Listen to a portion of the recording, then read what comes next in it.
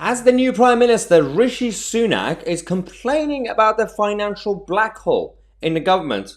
We on this channel want to remind him and the rest of the country that he is the one to be blamed for it.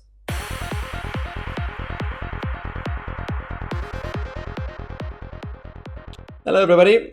As you guys know, since the first lockdown in 2020, there has been a global problem economically. But that's the fault of the national governments. They all did it, or the ones who are in trouble now. Not just in terms of imposing long-term lockdowns, but also printing money, burning the resources that we had without having an actual plan, sustainable plan. Now, that aside, Rishi Sunak, who stood for leadership and somehow lost to Liz Truss and still became Prime Minister, so that was a fun period, like a soap opera. That aside, he's come out to say, I want to be different because we can't do what we did in the last government. Even though he was the last government, he was in charge of money and the policies from the Treasury. He now says that there is no alternative to an eye-watering package of tax hikes and spending cuts and everything else. Okay, but it is his fault. Not just in terms of the lockdown policies, but he was part of the government. He was, again, number two.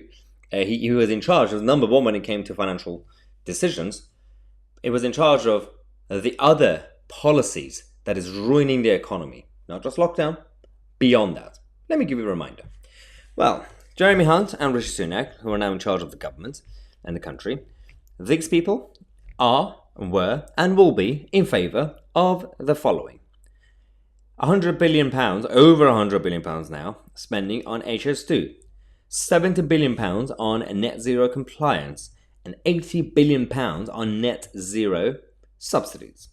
Now there is a there's a financial black hole of around the same figure. So all you have to do is cancel these upcoming projects and you will fix the financial black hole. Oh, but guess what? They're not going to do it because they're not in charge of that. Because they have to do it. They've been lobbied. They're not going to be able to make a U-turn on these three policies. But these three policies, cancel it, and you fix the financial black hole right now, tomorrow. But no, that's not going to happen. We're going to increase taxes on the working classes, on the plumbers, on the taxi drivers, and everybody else, so that we could pay for HS2, which is for the rich who are going to come to London, to work in London. It's not going to help the north. It's not going to help the working class because it's expensive ticket prices, and it's going to be basically getting people from the north to work in London. So it's only going to help the London economy. It's a very centralised London bubble project. HS2 aside, the net zero policies is absolutely chaotic. Why do you have to spend that much money? When, as we said in the last video, your own friends in China have decided to abandon it. So it doesn't matter if you cancel it, considering the UK has already made so much progress on the environmental issues. It's time for India and China to make some progress. We could take a break. We'll see what they do.